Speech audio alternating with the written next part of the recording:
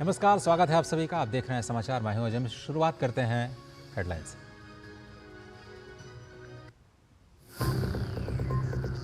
BJP ने जम्मू कश्मीर विधानसभा चुनाव के लिए 44 प्रत्याशियों की जारी की पहली सूची। नगरोटा से देवेंद्र सिंह राणा, शगुन परिहार किश्तवाड़ से और गजय सिंह राणा डोडा से लड़ेंगे चुनाव। वहीं कांग्रेस और नेशनल कॉन्फ्रेंस के बीच फंसा सीटों पर पेच।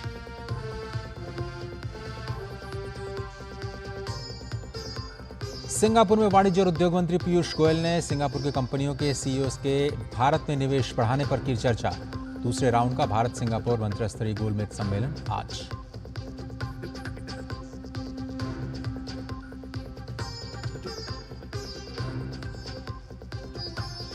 गुजरात के 7 जिलों में बारिश का रेड अलर्ट आज। मुख्यमंत्री भूपेंद्र पटेल ने जिलाधिकारियों को दिए जरूरी निर्देश। मोरबी में पानी के तेज बहाव में ट्रैक्टर ट्रॉली बहने से 7 लोग लापता। तलाशी अभियान में जुटी टीम।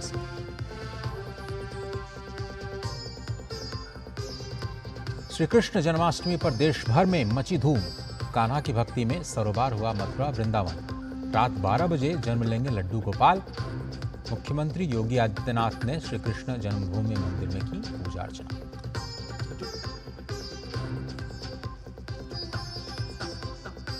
और आज से न्यूयॉर्क में शुरू होगा US Open tennis tournament. Sumit Nagal में रोहन बोपन्ना युगल में अपने जोड़ीदार के साथ पेश करेंगे चुनौती।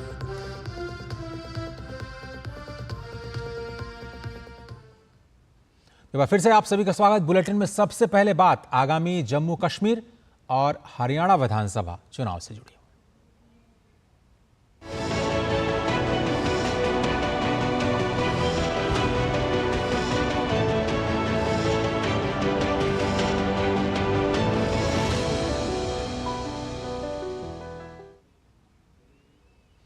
चुनाव से शुरुआत करते हैं। जम्मू कश्मीर विधानसभा चुनाव के लिए बीजेपी ने आज अपने उम्मीदवारों की घोषणा कर दी है। पहले चरण में 15, दूसरे चरण में 10 और तीसरे चरण में चुनाव के लिए 19 प्रत्याशियों के नामों का ऐलान बीजेपी ने अब कर दिया है।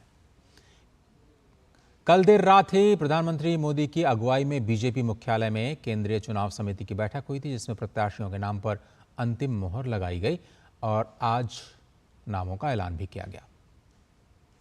इंजीनियर सैयद शौकत गयूर पामपुर से, अर्शीद भट्ट राजपोरा से, जावेद अहमद कादरी शोपिया से, मोहम्मद रफीक बानी अनंतनाग पश्चिम से चुनाव लड़ेंगे। एडवोकेट सैयद वजाहत अनंतनाग से, शगुन परिहार किश्तवाड़ और गजय सिंह राणा डोडा से चुनाव लड़ेंगे। श्री गुब्बाड़ा बिजबेहरा से सोफी यूसुफ, शानगुस अनंतनाग से वीर सर्राफ चुनाव मैदान में होंगे।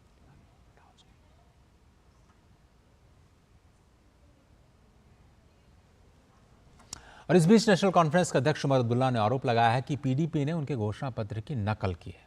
उमर अब्दुल्ला ने पीडीपी से कहा कि अगर उनके एजेंडे में कोई अंतर नहीं है तो पीडीपी को अपने उम्मीदवारों को चुनाव से ही हटा देना चाहिए। आज हमारे मंसूर का हर किसी ने नकल किया है। हमने 2000 यूनिट बिजली की बात की, उन्होंने भी 200 यूनिट, उन्होंने भी 200 डाले। हमने 1 लाख नौकरियों की बात की, उन्होंने भी 1 लाख नौकरियों की बात की। लगभग हर बात जो मेरे साथियों ने नेशनल कॉन्फ्रेंस के मंशूर में रखा, वो उनके मंशूर में है। जम्मू कश्मीर विधानसभा चुनाव के मद्देनजर जम्मू कश्मीर के पूर्व सीएम गुलाम नबी आजाद की डेमोक्रेटिक प्रोग्रेसिव आजाद पार्टी ने प्रत्याशियों की पहली लिस्ट जारी कर दी है। इस लिस्ट में 13 प्रत्याशियों के नाम की घोषणा की गई है। पार्टी ने देवसर से पूर्व विधायक मोहम्मद अमीन भट्ट, डोडा ईस्ट विधानसभा क्षेत्र से जम्मू कश्मीर के पूर्व मंत्री अब्दुल मजीद बानी, भद्रवाह से पूर्व जम्मू कश्मीर एडवोकेट जनरल मोहम्मद असलम गोनी, लोलाब से मुनीर अहमद मीर और डूरू से डीडीसी सदस्य सलीम पार्रे को मैदान में उतारा है। डीपीएपी के अध्यक्ष गुलाम नबी आजाद ने प्रत्याशियों को जीत की शुभकामना भी दी।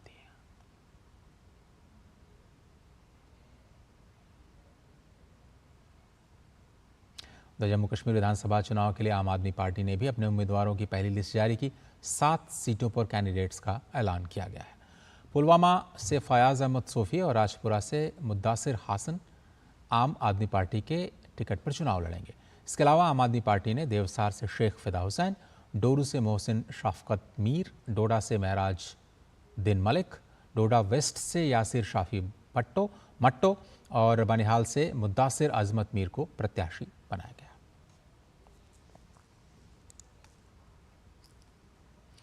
हरियाणा के मुख्यमंत्री नायब सिंह सैनी ने रोहतक में भाजपा के नए कार्यालय का उद्घाटन किया। विधानसभा चुनाव को लेकर के भाजपा ने मंगल कमल नामक प्रदेश के चुनाव कार्यालय का उद्घाटन किया है। इस मौके पर भाजपा के राज्य प्रभारी सतीश पूनिया और भाजपा के प्रदेश अध्यक्ष मोहनलाल बदौली मौजूद रहे।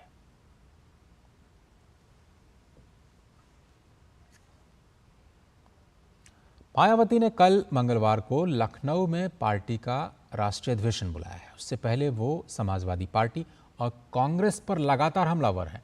आज उन्होंने सोशल मीडिया प्लेटफॉर्म एक्स पर एक के बाद एक कई बातें रखी। उन्होंने कहा कि सपा की ओर से 2 जून 1995 में बीएसपी द्वारा समर्थन वापसी के बाद मुझ पर जानलेवा हमला कराया गया, तब कांग्रेस ने कोई कुछ क्यों नहीं कहा। उस वक्त केंद्र में रही कांग्रेस की सरकार समय से अपना दायित्व भी नहीं निभा पाई। कांशीराम जी को अपनी बीमारी की गंभीर हालत में भी हॉस्पिटल छोड़ करके रात को आना पड़ा। विपक्ष ने भी उस समय संसद को घेरा, तब जाकर के कांग्रेस की सरकार हरकत में आई। मायावती ने कांग्रेस को पिछड़ा और दलित विरोधी बताया और कहा कि राहुल गांधी की ओर से जातीय जनगणना की मांग किया जाना एक छलावा है। जातीय जनगणना के बाद क्या कांग्रेस SC, ST और OBC वर्गों का वाजिब हक दिला पाएगी, जो SC, ST आरक्षण में वर्गीकरण और क्रीमी लेयर को लेकर अब भी चुप्पी साधे हुए हैं? उन्हें जवाब देना चाहिए।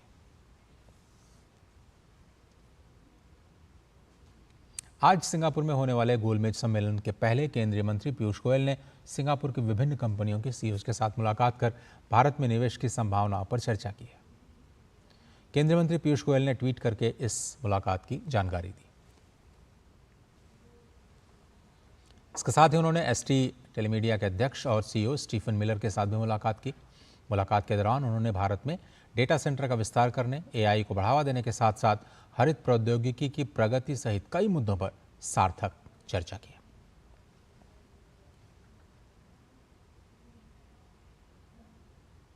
रक्षा मंत्री राजनाथ सिंह ने अमेरिका के मेम्फिस में राष्ट्रीय नागरिक अधिकार संग्रहालय का दौरा किया।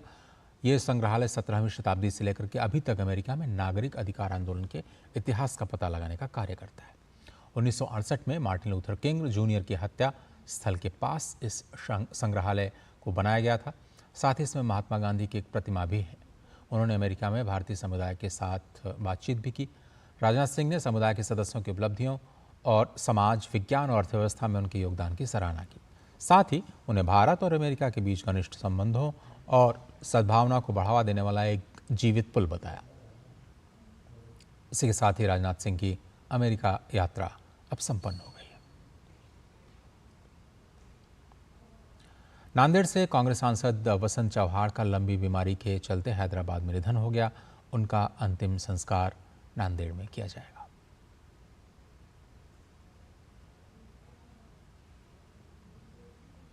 और अब कुछ खबरें श्री कृष्ण जन्माष्टमी पर्व से जुड़ी हुई।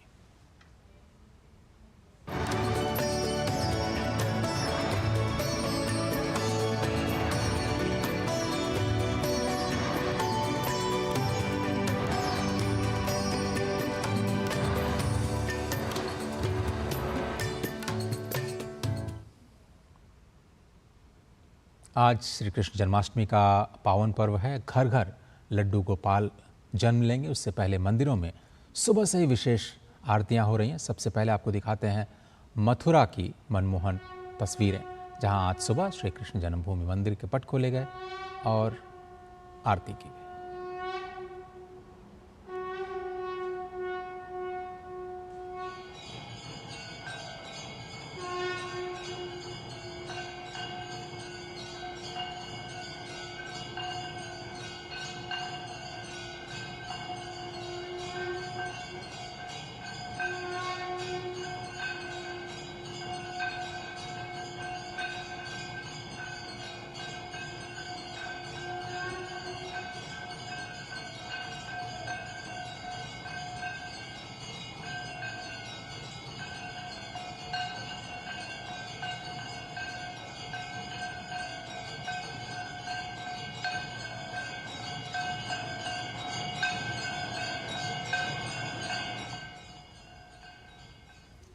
उत्तर प्रदेश के मुख्यमंत्री योगी आदित्यनाथ मथुरा के दौरे पर हैं। श्री कृष्ण जन्माष्टमी के अवसर पर मुख्यमंत्री ने श्री कृष्ण जन्मभूमि मंदिर में पूजा अर्चना कार्यक्रम में हिस्सा लिया।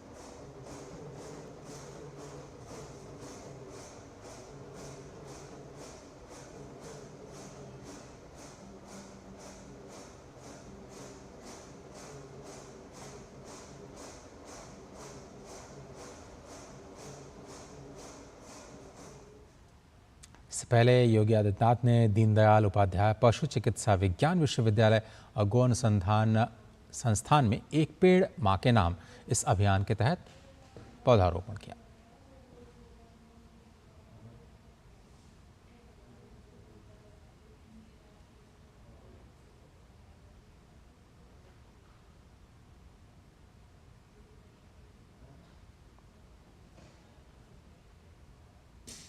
उधर उज्जैन के महाकालेश्वर मंदिर में की जाने वाली भस्म आरती एक अनूठी और प्रसिद्ध रस्म है, जिसे देखने के लिए भक्त दूर दूर से आते हैं। श्री कृष्ण जन्माष्टमी के अवसर पर उज्जैन के महाकालेश्वर मंदिर में विशेष भस्म आरती का आयोजन किया गया। भगवान श्री कृष्ण की शिक्षा स्थली है उज्जैन, जहाँ भगवान ने 14 विद्याएं और 64 कलाएं सीखी। ऐसे सुप्रसिद्ध सांदीपनी आश्रम में जन्माष्टमी के भव्य आयोजन की तैयारियां की गई। आज रात 12 बजे तक मंदिर के पट खुले रहेंगे और पूरे दिन भजन और कीर्तन का कार्यक्रम चलता रहेगा।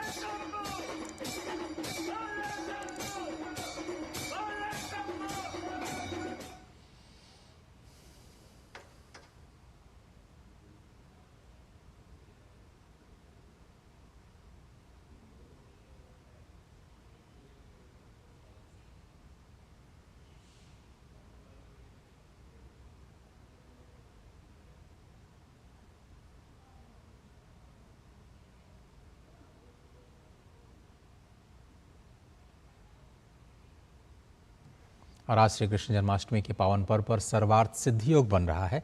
जयंती योग का अर्थ वो योग है जो भगवान श्री कृष्ण के जन्म के समय बना था। जन्माष्टमी के अवसर पर व्रत रखकर रात के मुहूर्त में भगवान श्री कृष्ण की पूजा की जाती है।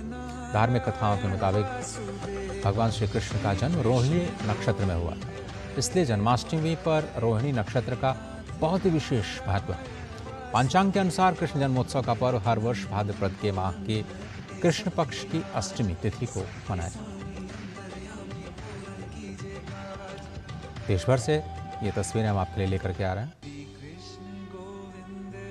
जहां आज सुबह से ही पूजा अर्चन और आरतियों के माध्यम से इस पर्व की शुरुआत हुई है और हजारों की संख्या में लोग दर्शनों के लिए अपने आस-पास के श्री कृष्ण या हरि मंदिर में जाकर के पूजा अर्चना में हिस्सा ले रहे हैं, भगवान के दर्शन कर रहे हैं।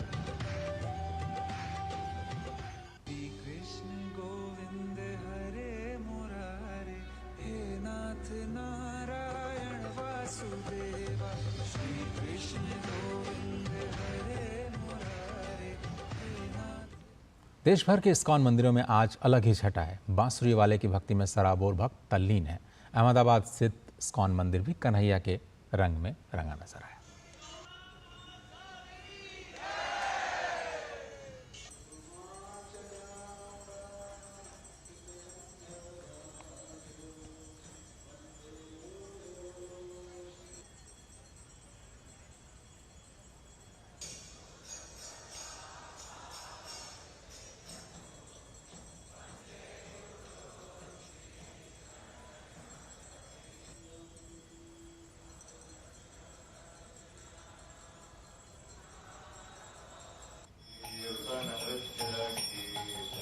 मुंबई स्थित इस्कॉन मंदिर में भी भक्त सुबह से ही आज पूजा में लीन है।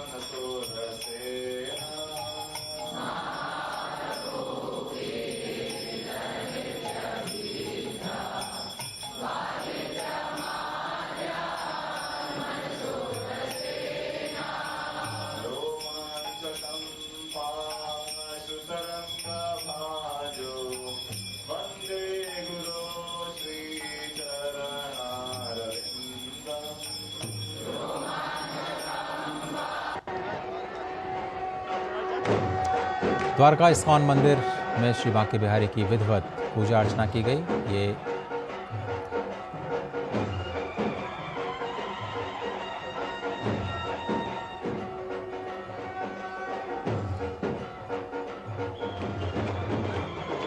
भगवान द्वारकाधीश की ये मनमोहक तस्वीरें।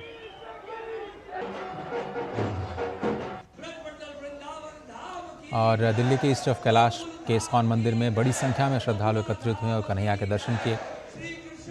बड़ी धूमधाम से यहाँ पर जन्माष्टमी का पर्व मनाया जाता है। कई दिनों से इसकी तैयारियाँ शुरू कर दी जाती हैं और दिल्ली में बताया जा रहा है कि 5 लाख से ज़्यादा लोग आज दिल्ली के इस्कॉन मंदिर में पहुँच सकते हैं। International society for Krishna consciousness Noida की तस्वीरें।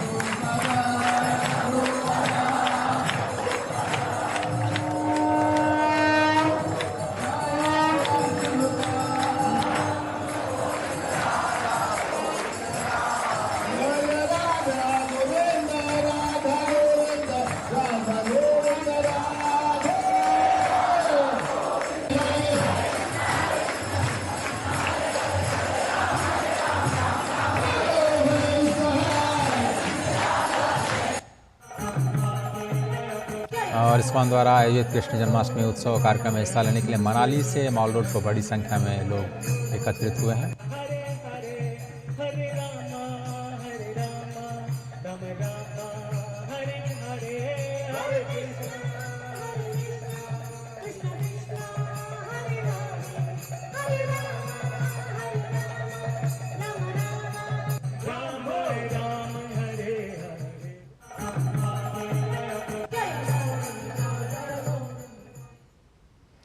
और श्री कृष्ण जन्माष्टमी के अवसर पर प्रसिद्ध रेत कलाकार सुदर्शन पटनायक ने ओडिशा के पुरी समुद्र तट पर किल द एविल इस संदेश के साथ रेत पर मनोरम कलाकृति बना करके देशवासियों को इस पावन पर्व पर शुभकामनाएं दी।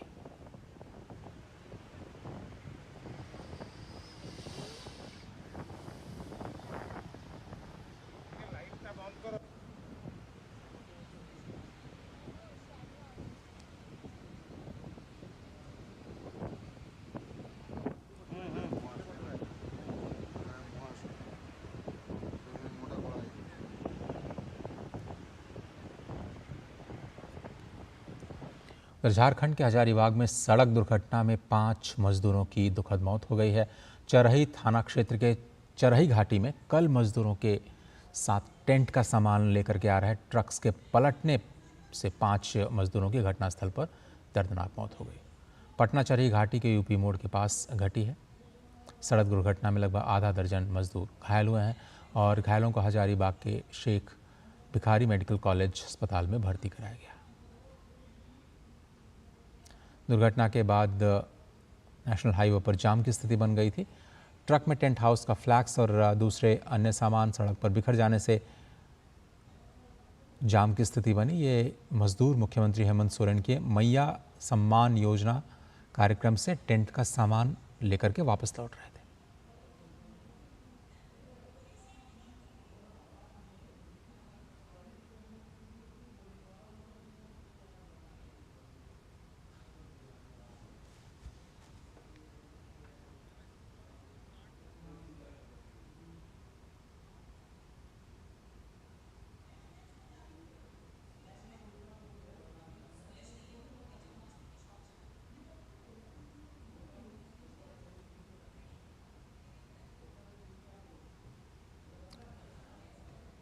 और जैसा कि हम आपको बता रहे हैं कि जन्माष्टमी की जो धूम है वो पूरे देश के अलग अलग कोनों से हम आपको पहुंचाने का प्रयास कर रहे हैं। और ये तस्वीरें हम आपको दिखा रहे हैं, ये मथुरा की श्री कृष्ण जन्मभूमि की है, जहाँ पर राधा कृष्ण की आज सुबह की आरती की गई है। और आप हम ये खबर भी दिखा चुके हैं कि मुख्यमंत्री योगी आदित्यनाथ भी आज वहाँ पर पूजा अर्चना के कार्यक्रम में शामिल हुए। और आज का दिन मथुरा के लिए, जो कि भगवान कृष्ण का जन्म स्थान है, बहुत ही अद्भुत है। और जैसा कि आपको पता है कि मथुरा को 7 मोक्षदायिनी नगरी के एक तरह से अधिष्ठात्री देवी के रूप में देखा जाता है। और सुयश शर्मा हमारे साथ जुड़ रहे हैं मथुरा से। श्रेयस, धन्यवाद। आज सुबह से ही हम तस्वीरों को आपके ज़रिए अपने दर्शकों तक पहुंचा रहे हैं। महाअभिषेक और उसके बाद भगवान का जन्म, क्या कुछ तैयारियां हैं? क्योंकि वहां पर तो इस वक्त छठा बिल्कुल अलग ही हो रही होगी। पूरे देश भर से हमें तस्वीरें मिल रही हैं, लेकिन मथुरा कुछ खास ही है आज। जी बिल्कुल अजय जी, आपने बिल्कुल सही कहा। पूरे भारतवर्ष में क्या, अमेरिका तक में आज गूंज है भगवान श्री कृष्ण के जन्म की। लेकिन बात जब मथुरा की आती है तो यहाँ अलग ही छटा आती है, भक्ति का रस, आस्था का रस। और अभी हम मथुरा जन्मभूमि में अंदर हैं। आप कान्हा को देखिए, मतलब उनके मुख को देखने के बाद कुछ और देखने के लिए बचता ही नहीं है। राधा कृष्ण है, आज शाम को यहाँ सबको इंतजार है। लंबी भीड़ से आ रहे हैं लोग, घंटों इंतजार में लगकर लाइन में आ रहे हैं। आज उपवास है उनका, उसके बावजूद भी लेकिन एक चेहरे पे शिकन नहीं है, एक मस्ती है, एक आनंद है कि अंदर जाकर कान्हा का हमें दर्शन मिलेगा। और आप देख रहे हैं राधा कृष्ण इतने खूबसूरत स्वरूप में, पीले कपड़े पहन के, वस्त्र में लाल माला, और जो अधरों पर जो बांसुरी रखी हुई है वो तो अद्भुत है। आज यहाँ जन्मभूमि में 11 बजे से ही कार्यक्रम शुरू हो जाएंगे। अभिषेक किया जाएगा पंचामृत से, वहीं 1008 कमल के फूलों के साथ में अभिषेक किया जाएगा। तो भक्तों को इंतजार है कि कब 12 बजे और कब नंद के आनंद भयो जय कन्हैया लाल की गूंज एक बार फिर इस विश्व में गूंज जाए। क्योंकि कान्हा ही है, कृष्ण ही एक ऐसा स्वरूप है जो पूरे संसार को परिपूर्ण करते हैं। और यहाँ पर आप देख रहे हैं लगातार श्रद्धालु आते जा रहे हैं। वहीं पर अगर बात प्रशासन की करें तो उसकी तरफ से भी पूरे इंतजाम किए गए हैं कि श्रद्धालुओं को कहीं परेशानी ना उठानी पड़े, बहुत ही आराम से वो आए। और एक दीर्घा में, एक लाइन में आप देख रहे हैं कि वो आ रहे हैं, दर्शन कर रहे हैं, आनंद की अनुभूति लेते हैं, अपनी सारे दुख, सारी तकलीफें कान्हा के चरणों में सौंप कर और यहाँ से सीधे भवन से बाहर निकल रहे हैं। आज कृष्ण का जो स्वरूप है ना अजय जी, वो बिल्कुल अद्भुत है, बिल्कुल अलग है। जिस रूप में आप देखना चाहें उस रूप में कृष्ण आपके सामने आ जाते हैं। और यहाँ आकर के तो आपको आज, क्योंकि आज उनका जन्मोत्सव है, तो हर किसी की नजरों में उनकी नटखट लीलाएं, उनका नटखट स्वरूप, जो बाल स्वरूप है, वो आज सब याद कर रहे हैं। जगह जगह मथुरा पर आज उनकी बाल लीलाओं का भी आयोजन किया गया है। और यहाँ छोटे छोटे बच्चे जो यहाँ इंतजार में बैठे हुए हैं, वही मैं आपको बताऊं कि जो छोटे बच्चे, आप नीचे देखिए, मैं वही कहूंगी अपने सहयोगी से कि नीचे दिखाए, वो छोटी सी बच्ची इंतजार कर रही है। अभी यहाँ पिछले आधा घंटे से यहाँ नृत्य कर रही थी कान्हा के सामने। और ये सब छटा जो मथुरा में आज देखने को आप मिल रही है जन्मभूमि में, वो अद्भुत है। वो छटा जो आज, जो आशीर्वाद, जो आशीर्वचन आज यहाँ पर आकर लोगों को जो मिल रहे हैं, वो शब्दों में बयां करना आसान नहीं है। यही कहेंगे कि आज मथुरा में इतने रंग हैं, भक्ति का रस, आस्था का रस, विश्वास का रस, ये सारे रस आपको आज यहाँ मथुरा जन्मभूमि में अजय जी देखने को मिल रहे हैं। और कान्हा की जो तस्वीरें हम आपको दिखा रहे हैं, आप देख पा रहे होंगे कि जो बाल स्वरूप आगे बैठे हुए हैं, वहीं पीछे जो कान्हा राधा कृष्ण है, फूलों बंगला सजाया हुआ है, पूरी तैयारी की गई है। आज पूरा तैयार है सब कि कब 12 बजे और कब कृष्ण आज उनके सामने आ जाए, उनका जन्म हो और हर्षोल्लास के साथ इस उत्सव को मनाया जाए। आज सब इसी इंतजार में हैं। अजय, बिल्कुल सही कहा आपने। आप शब्दों में समेटने की कोशिश ज़रूर कर रही हैं, लेकिन जिस तरह से आपने कहा कि भगवान कृष्ण स्वयं आनंद है और आनंद को महसूस किया जा सकता है, शब्दों से बयां करना थोड़ा सा मुश्किल ज़रूर होता है। लेकिन फिर भी व्रज क्षेत्र के लिए ये काफ़ी अनूठा अवसर है। आज खुद मुख्यमंत्री भी थे और कुछ सौगातें भी उन्होंने दी हैं, तो थोड़ा सा उसके बारे में भी बताइए कि क्या कुछ मथुरा को सौगात मिली है आज कान्हा के जन्मदिन के अवसर पर। जी हाँ, 5251वां आज जन्मदिन है और आपने बिल्कुल सही बात कही कि जब बात जन्म दिवस की आती है तो सौगातें और उपहार ये अपने आप ही सामने आ जाते हैं। 251 करोड़ की सौगात यहाँ पर दी गई है, जो मथुरा में दी गई है। आपको बता दें यहाँ पर एक पंचजन्य हॉल का भी उन्होंने अनावरण किया था कल, वो विशेष रूप से कलाकारों के लिए दिया गया है और यहाँ सांसद हेमा मालिनी भी मौजूद थी कल। ये विशेष रूप से और यहाँ पर आए कल रात को बिहारी जी के दर्शन करने के लिए भी मुख्यमंत्री योगी आदित्यनाथ गए और वहां पर भी उन्होंने आरती करके जी का आशीर्वाद, सुबह जब आए तो अभिषेक किया, आरती करके कहा और साथ ही आज ही सब हो रहा उन्होंने कि क्यों का जन्म दिवस है तो ये कान्हा के जन्म दिवस का उपहार है ब्रजवासियों के लिए। कितने करोड़ की जो उन्होंने योजनाएं दी हैं ब्रज को, वो आगे जाकर ब्रज के विकास के लिए कहीं ना कहीं बहुत ज्यादा उपयोगी साबित होगी। और जैसा आपने कहा कि आज के पल को शब्दों में बयां करना तो आसान नहीं होगा, लेकिन ब्रज की बात ही अलग है। इसका जो ब्रज है ना यहाँ, ये मतलब ये वही ब्रज भूमि है, ये वही भूमि है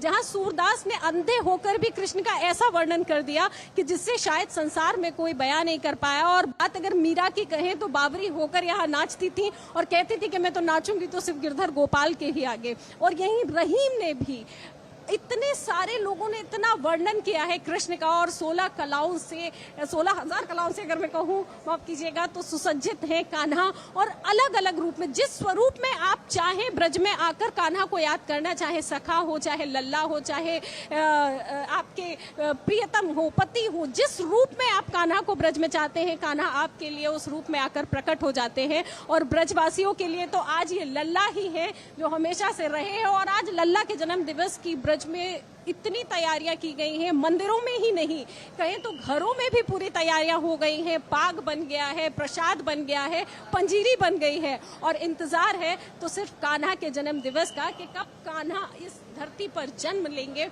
और उसके बाद एक बार फिर वो आघोष हो जाएगा कि नंद के आनंद भय, जय कन्हैया लाल की जो धूम है वो एक बार फिर संसार में सुनाई देगी और एक बार फिर संसार अपने आप को इस आशीर्वाद से महसूस करेगा। अजय जी। सुयश, जब भी कोई ऐसा पर्व होता है, जब हम किसी अवतार का जन्म दिवस मनाते हैं तो उनके जीवन से कुछ न कुछ शिक्षा लेना चाहते हैं। तो भगवान कृष्ण जो कि आप कह रहे हैं कि परिपूर्णतम अवतार माने जाते हैं, परमात्मा के अवतार माने जाते हैं, मथुरा सप्त मोक्षदायिनी पुरी में एक अपना विशेष स्थान रखती है जहाँ पर तपस्या करने वालों की भूमि है। ध्रुव से लेकर के इंद्र से लेकर के ब्रह्मा, सभी ने यहाँ पे तपस्या की। भगवान शिव यहाँ पर जो स्वयं विराजमान है भूपाल के रूप में। अब आपसे ये समझना चाहेंगे कि भगवान श्री कृष्ण जो कि शांति का भी संदेश देते हैं, क्रांति का भी संदेश देते हैं, कैसे याद किया जाए आज के इस बहुत ही पावन अवसर पर भगवान कृष्ण को, भगवान कृष्ण की जन्मभूमि से?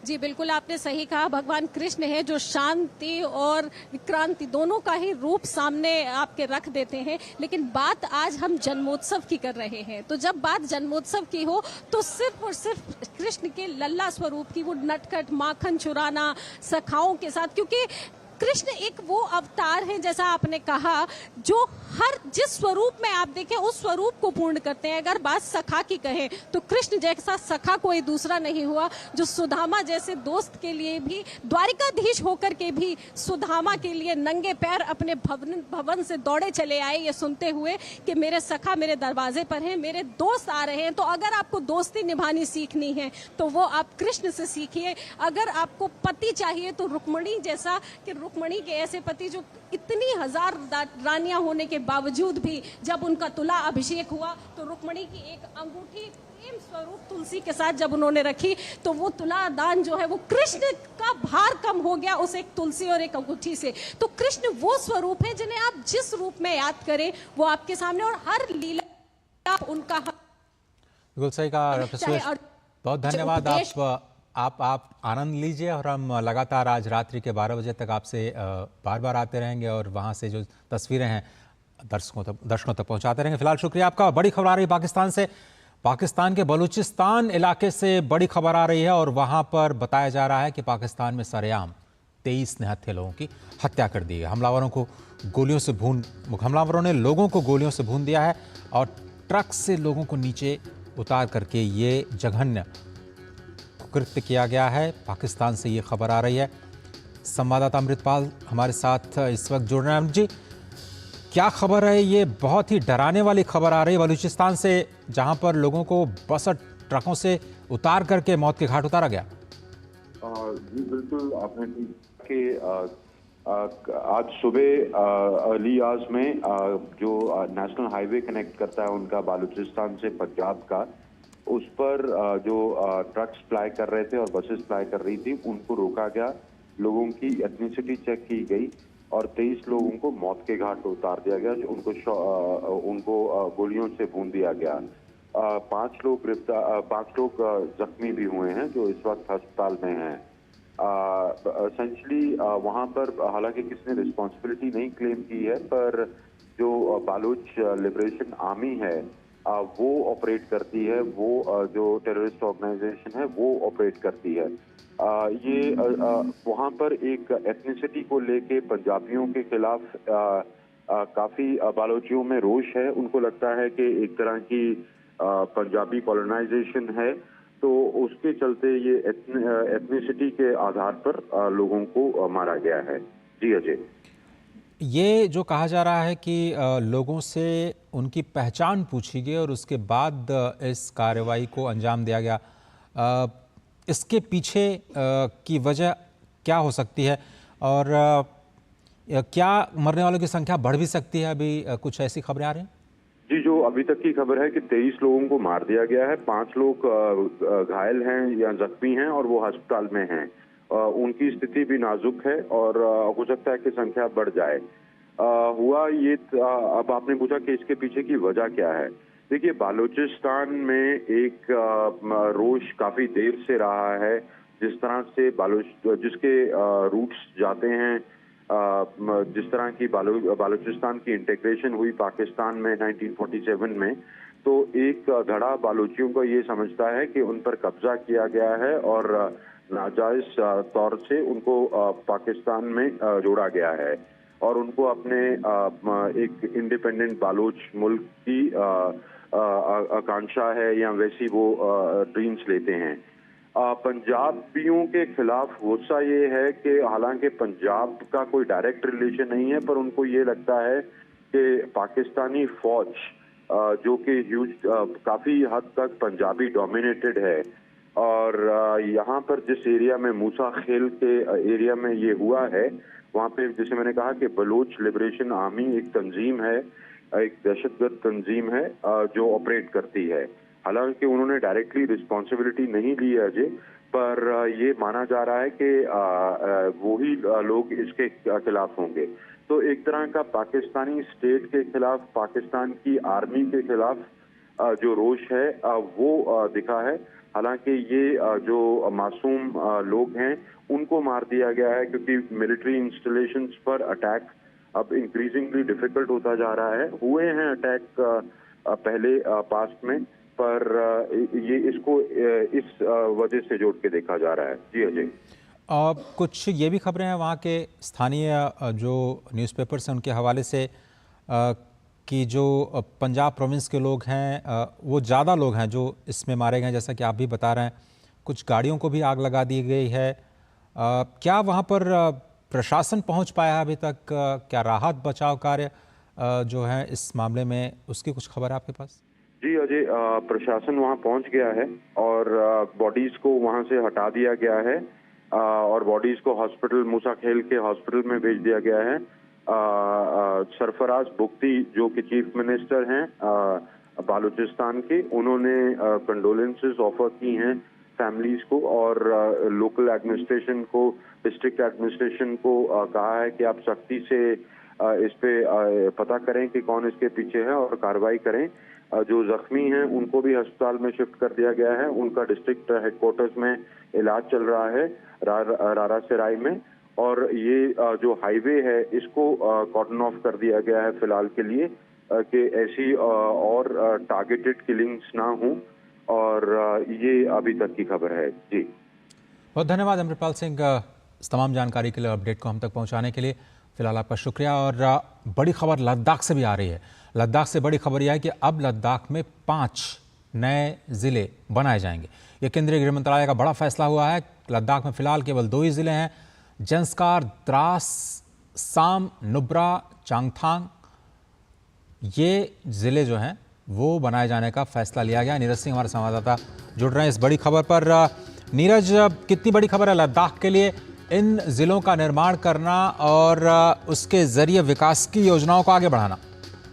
ये बहुत बड़ी खबर है अजय, और इससे पहले भी जो लद्दाख के लोग हैं वो लगातार इसकी मांग कर रहे थे, क्योंकि इतनी ज्यादा डिस्टेंस थी 2 जिलों के बीच में, और लोगों को प्रशासनिक कार्य करवाने के लिए या किसी भी तरह की परेशानी के लिए बड़ा लंबा जो रास्ता है वो तय करना पड़ता था।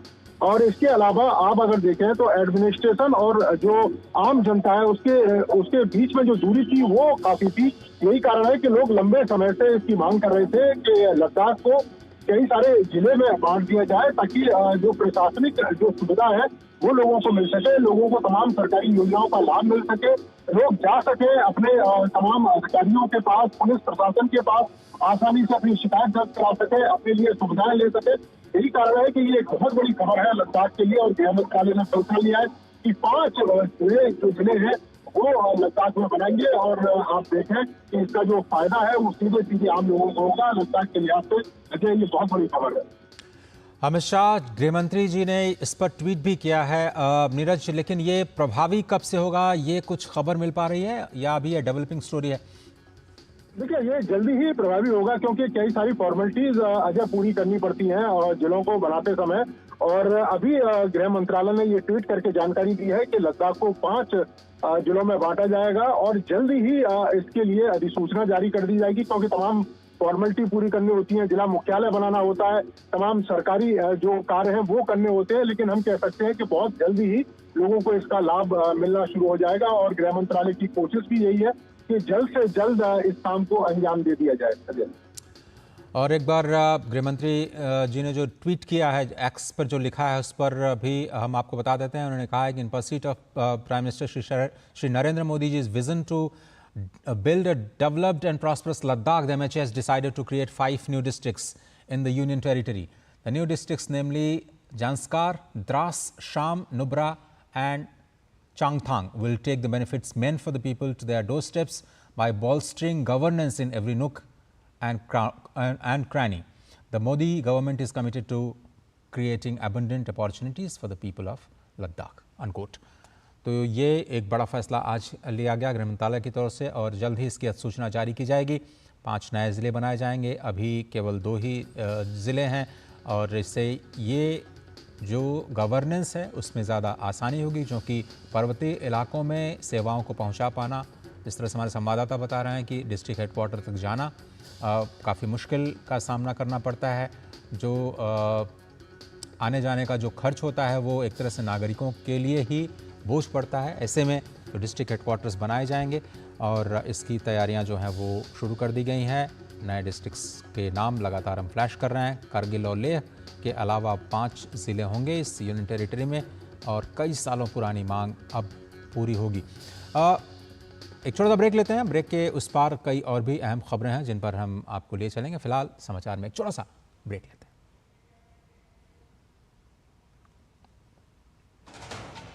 कश्मीर से कन्याकुमारी तक, कच्छ से कामाख्या तक, राज्यों की राजधानियों से प्रदेशों के कोने कोने तक, होगी हर राज्य के हर हिस्से की पूरी खबर। देखिए भारत at 7 खबर राज्यों की डीडी न्यूज पर। राजनीति की चाल से दुनिया के हाल तक, खेल के मैदान से किसान के खलियान तक, दिन भर की हर छोटी बड़ी खबर को समेटे खबर के हर किरदार को दिखाते हैं हम। डीडी न्यूज का प्राइम टाइम शो देखिए न्यूज नाइट हर रात 8 बजे। स्वागत है आप सभी का। आप देख रहे हैं समाचार। आगे बढ़ते हैं। गुजरात के अलग अलग हिस्सों में भारी बारिश की वजह से हालात काफ़ी बिगड़ गए हैं। पिछले 2 दिनों से हो रही भारी बारिश की वजह से कुछ हिस्सों में बाढ़ जैसी स्थिति उत्पन्न हो गई है। सैकड़ों बाढ़ प्रभावित निवासियों को सुरक्षित स्थानों पर विस्थापित भी होना पड़ा है। बलसाड़ के खंजन पालिया इलाके में औरंगा नदी में फंसे एक शख्स को एनडीआरएफ की टीम ने बचाया है। नवसारी को भी गंभीर बाढ़ का सामना करना पड़ रहा है। वहीं मौसम विज्ञान विभाग आज नवसारी के लिए रेड अलर्ट उन्होंने जारी किया। इसके अलावा घाट लोदिया, नारायणपुरा में भी भारी जलभराव हो गया है। जल प्रवाह बढ़ने की वजह से नर्मदा नदी पर सरदार सरोवर बांध के 15 दरवाजों को खोल दिया गया था।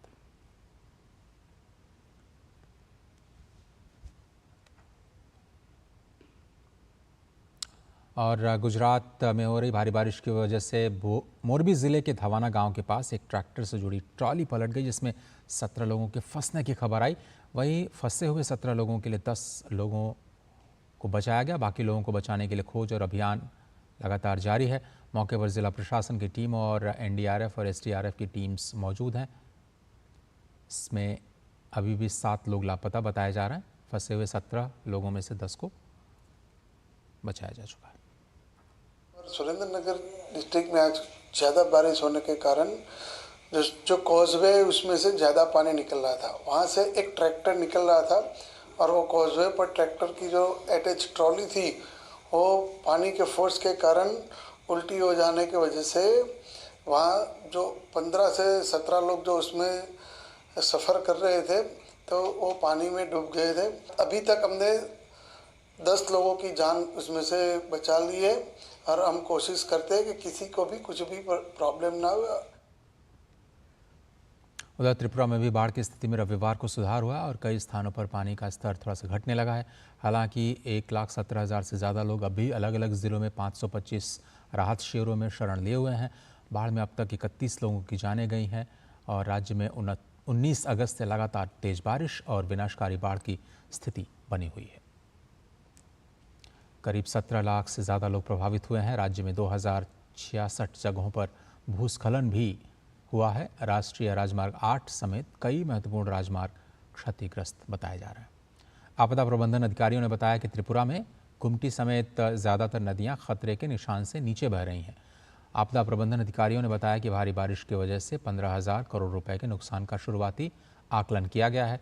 राज्य में भारी बारिश, भूस्खलन और बाढ़ की वजह से करीब 20,300 घर आंशिक और पूरी तरह से क्षतिग्रस्त हो चुके हैं। अधिकारियों के मुताबिक कृषि क्षेत्र को 1,017 करोड़ और मत्स्य पालन क्षेत्र को 1,443 करोड़ का नुकसान हुआ है। पशु संसाधन और विकास विभाग की सचिव दीपा नायर ने बताया कि 54,483 बड़ी मछलियां बह गई हैं।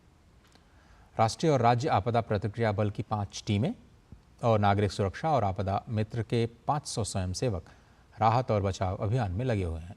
वहीं दूरसंचार विभाग त्रिपुरा के बाढ़ प्रभावित क्षेत्रों में दूरसंचार सेवाओं को बहाल करने का लगातार प्रयास कर रहा है।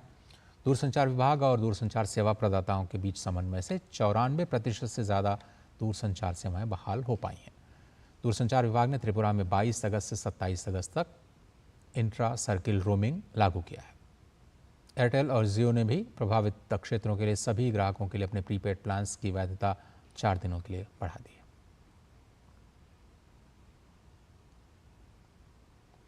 प्रधानमंत्री नरेंद्र मोदी ने मन की बात के 113वें एपिसोड में झाबुआ के वेस्ट से बेस्ट अभियान के तहत बने गार्डन का उल्लेख किया।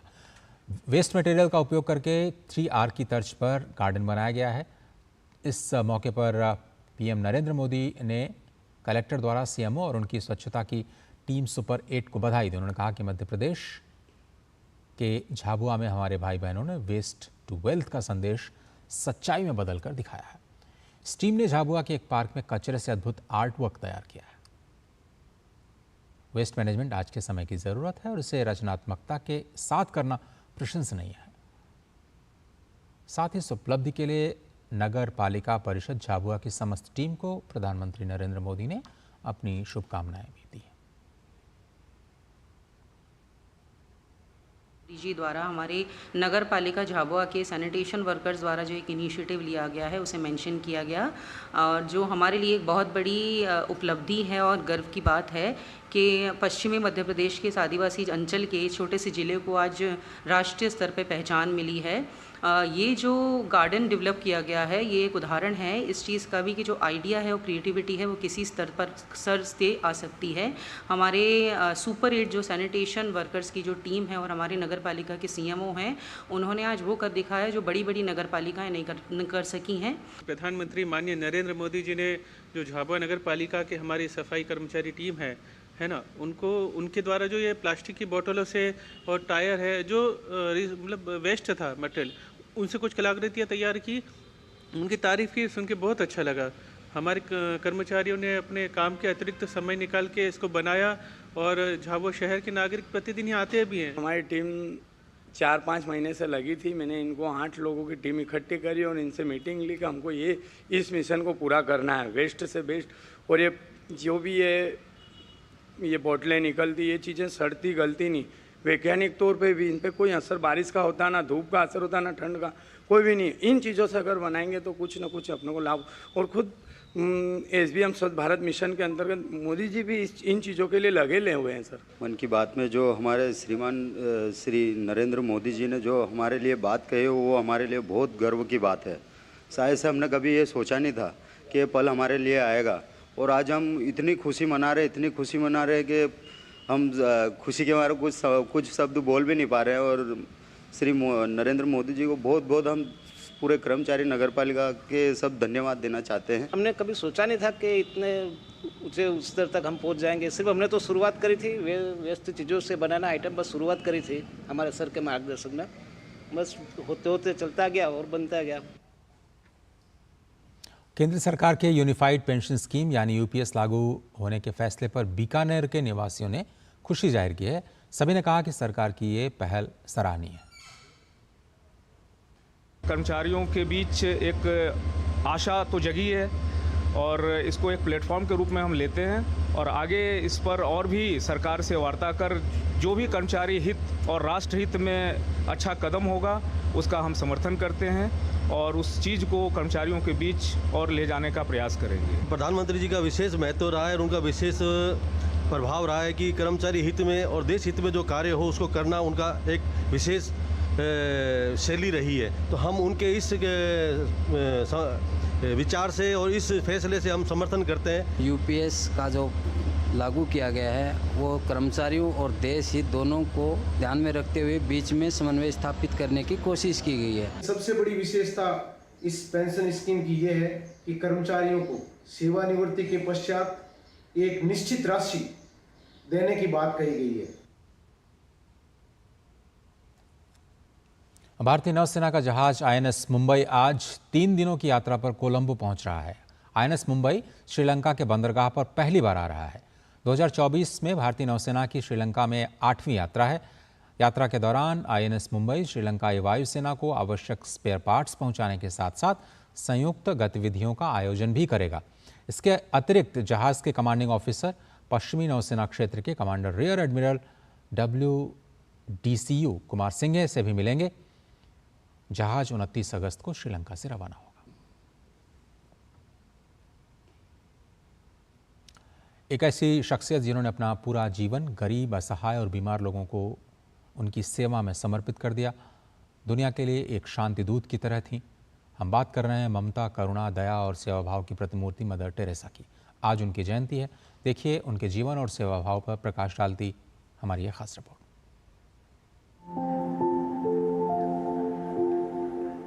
मदर टेरेसा का नाम लेते ही मन में दया के भाव जाग जाते हैं। उन्होंने दुनिया के बच्चों की सेवा अपने बच्चों की तरह की। जिंदगी भर जरूरतमंद लोगों की सेवा कर अपना संपूर्ण जीवन न्यौछावर कर दिया। उनका जीवन मानवता की सेवा की मिसाल है। मदर टेरेसा का जन्म 26 अगस्त 1910 को हुआ था। 18 वर्ष की उम्र में उन्होंने घर छोड़ दिया था।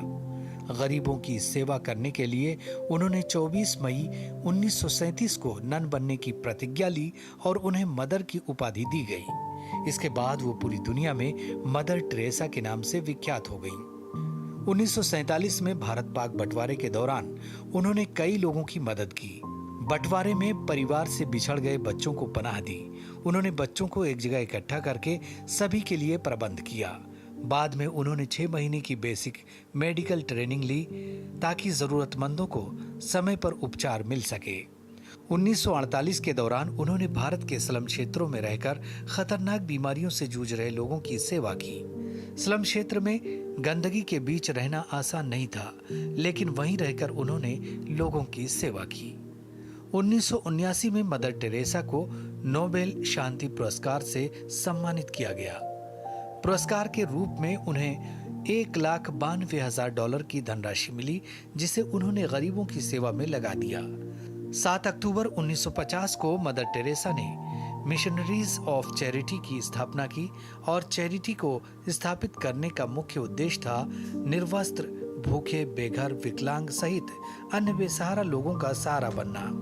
इस चैरिटी की स्थापना मात्र 13 लोगों के साथ की गई थी, लेकिन उनके निधन के वक्त यह संख्या 4000 के करीब थी। वर्तमान में 4000 से अधिक सिस्टर्स असहाय लोगों की सहायता कर रही हैं। Bureau report, DD news.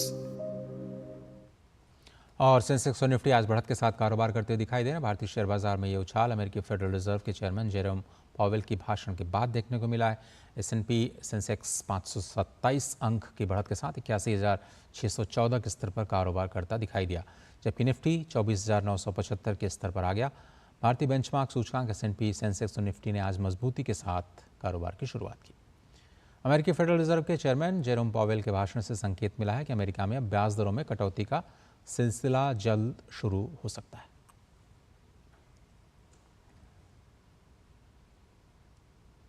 RBI governor Shaktikanta Das ने बेंगलुरु में आरबीआई की 90वीं वर्षगांठ पर आयोजित वैश्विक सम्मेलन को संबोधित किया। शक्तिकांत दास ने कहा कि वित्तीय क्षेत्र को मजबूत और ग्राहक केंद्रित बनाने के लिए आरबीआई लगातार नीतियां, सिस्टम्स और प्लेटफॉर्म तैयार करने पर काम कर रहा है। आरबीआई के गवर्नर ने डिजिटल पब्लिक इंफ्रास्ट्रक्चर और इमर्जिंग टेक्नोलॉजीज पर वैश्विक सम्मेलन में आरबीआई के 90 वर्ष के सफर को शानदार बताया। We are celebrating the 90th year of the Reserve Bank of India in the current financial year. This global conference on digital public infrastructure and emerging technologies is among the marquee events that we are organizing to commemorate this significant milestone of the Reserve Bank of India's journey. और RBI governor ने वित्तीय संस्थानों को artificial intelligence से जुड़े जोखिमों के प्रति सचेत रहने का आह्वान किया है। The important role that digital public infrastructure has played in India's digitalization process and its contribution to inclusivity in Indian society and the economy. India's experience provides an effective digitalization strategy for public authorities, including central banks. Digital public infrastructure broadly refers to basic technology systems created mainly in the public sector that are openly available to users and also to other developers. DPIs, that is digital public infrastructures, are scalable and thus can support systems that operate on a population-wide scale. They are interoperable and therefore spur innovation by being accessible to innovators. They are also cost efficient by virtue of their economies of scale.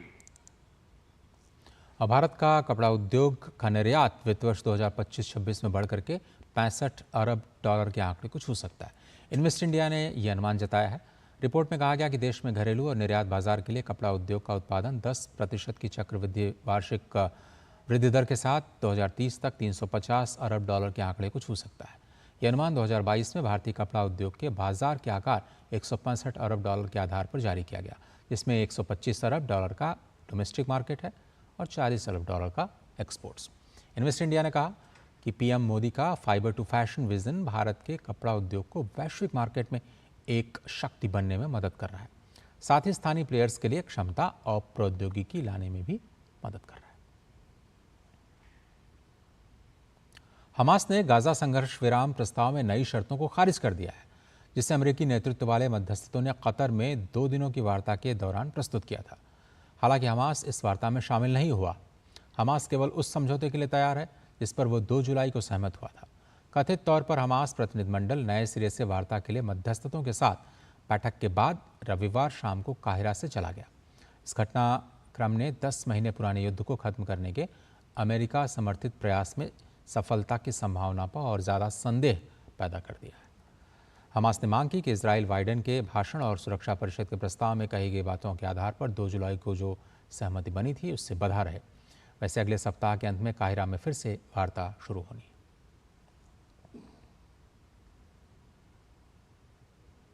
US Open tennis tournament 2024 आज New York में शुरू होगा। सभी की निगाहें सुमित नागल और रोहन बोपन्ना पर होंगी क्योंकि वे भारतीय चुनौती का नेतृत्व करेंगे।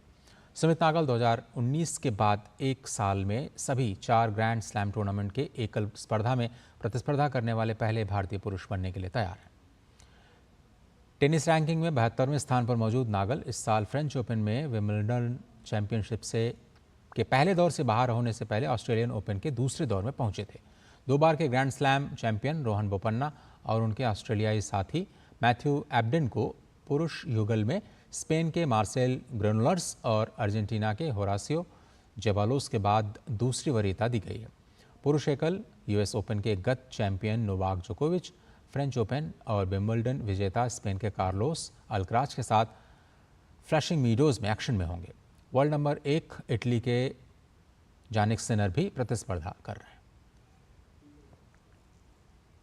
समाचारों के इस अंक में फिलहाल इतना ही।